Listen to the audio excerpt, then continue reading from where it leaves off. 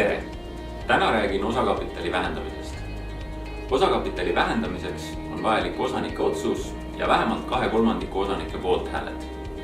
Üldreegel on, et osakapitali vähendamisel vähendatakse kõigi osanike osasid võrdeliselt. Kuid osakapitali võib vähendada ka teisiti, näiteks selliselt, et ühe või mitme osaniku osad vähendatakse nullini, ehk sisuliselt tühistatakse. Sellisel juhul peavad ka nimetatud osanikud kindlasti otsuse poolt hääletama.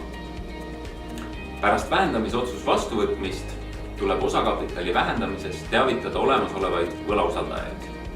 Teadaolevatele võlausaldajatele tuleb saata personaalne teade ja lisaks peab avaldama teate ka ametlikes teadaannetes.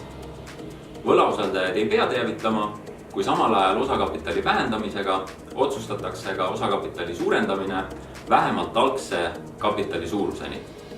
Samuti ei pea neid teavitama, kui osakapitali vähendatakse osaühingu kahjumi katmiseks.